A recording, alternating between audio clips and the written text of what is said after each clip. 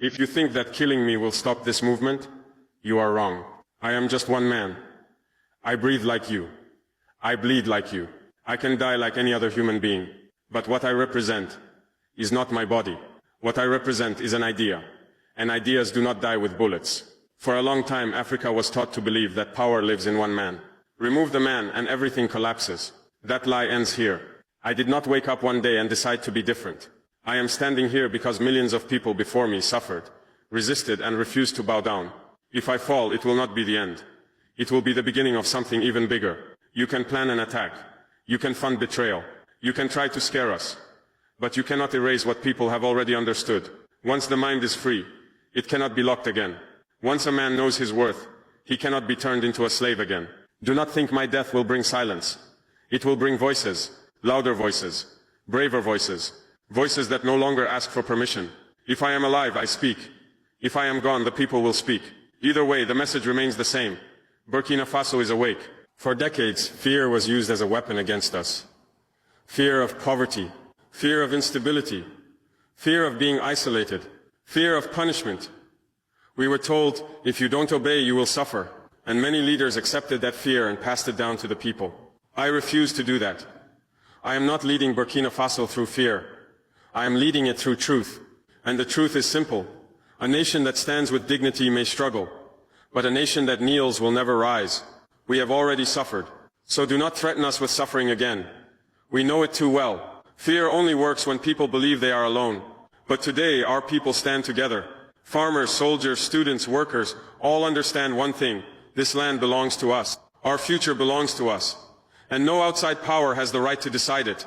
You may have stronger weapons, you may have more money, but we have something you cannot buy, courage born from years of humiliation.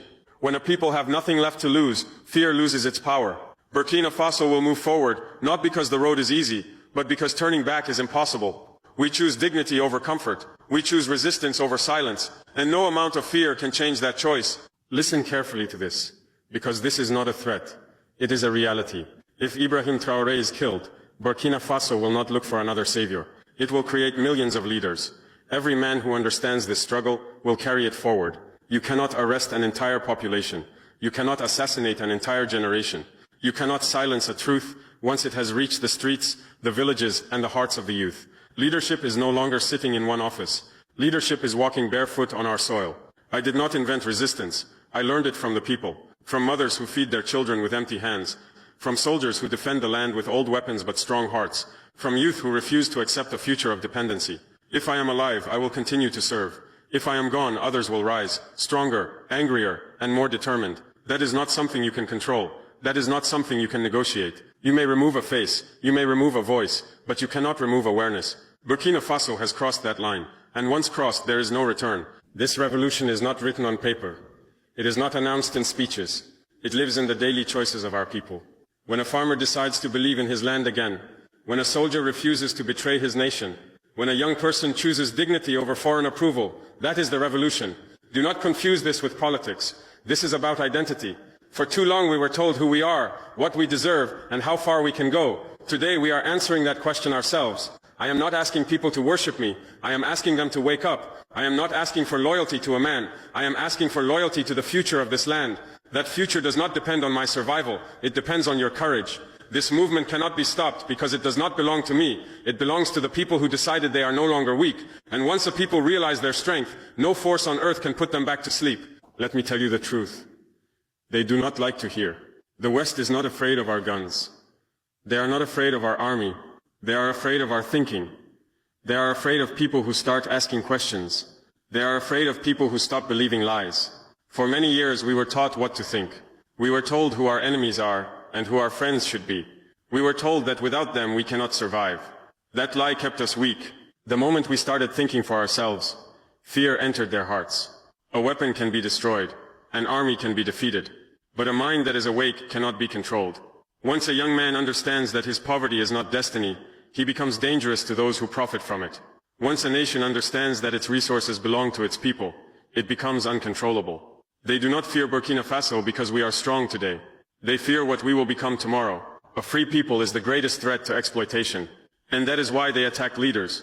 That is why they fund chaos. That is why they spread fear. But it is too late. Our people are learning, and knowledge spreads faster than bullets. Let me be very clear. Burkina Faso will never go back. Never. We have tasted humiliation. We have lived under control. We have watched others take our wealth while our children slept hungry. That chapter is closed. They may call it partnership. They may call it cooperation. But when one side takes everything and the other side remains poor, that is slavery with a new name. I refuse that future. Freedom is not easy. Freedom is expensive. It demands sacrifice. But slavery costs more. It costs dignity. It costs identity. It costs generations. I would rather lead a struggling free nation than a comfortable enslaved one, and I know our people feel the same. We are ready to work. We are ready to suffer if needed. What we are not ready to do is kneel again. Our land is ours. Our decisions are ours. Our destiny is ours. No deal, no threat, no pressure will change that. Let me tell you why the coup failed. It failed because the people stood with the soldiers, and the soldiers stood with the people. That unity scared those who planned betrayal. For years they divided us. Civilian against military, tribe against tribe, religion against religion. Division was their strongest weapon. This time it did not work. When the moment came, our soldiers chose the nation, not money. Our people chose courage, not silence. That choice saved Burkina Faso. Unity is stronger than tanks. Unity is stronger than conspiracies. When a nation stands together, betrayal has no place to hide. This unity must continue. That is our real defense. Africa has seen this story many times. When a leader stands up, he is removed, sometimes quietly, sometimes violently. The goal is always the same: control. They believe Africa cannot think without permission. They believe we must always be led. That belief is wrong. I am not the first, and I will not be the last. But this time something is different. The people are watching. The people understand. You can kill leaders. You cannot kill truth. And Africa is learning that lesson fast. I want to speak directly to the youth, because everything we are doing today is for you. This struggle is not about my position or my name. It is about whether you will live with dignity or spend your life begging for opportunities that belong to you by birth. For too long, young Africans were told to leave their land to survive. You were told success only exists somewhere else. That belief was designed to empty Africa of its strength. I reject that lie, and I want you to reject it too. You are not poor because you are lazy. You are not weak because you lack talent. You are poor because a system was built to take from you without giving back. Once you understand that, you stop blaming yourself and start changing reality. I want a future where our youth build, create and lead here, where your dreams do not require visas, where your value is not measured by foreign approval.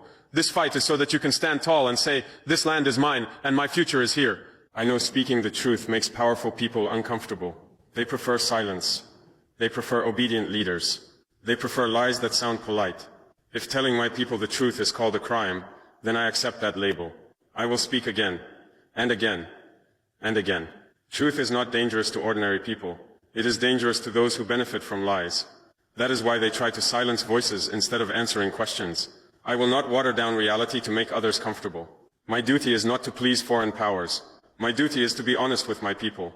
Even if my voice is taken, the truth will continue to speak through millions of mouths. Burkina Faso is not poor. Our people are made poor. There is a big difference. Our land is rich.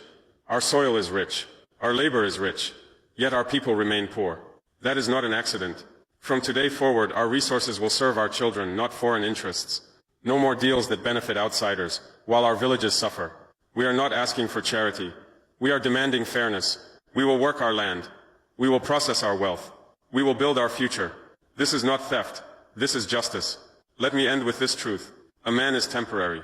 An idea is permanent. History has proven this again and again. You may kill Ibrahim Traoré. You may silence this voice, but you cannot kill the idea of freedom. You cannot kill dignity. You cannot kill a people who have decided to stand. Burkina Faso has already chosen its path, and no bullet can change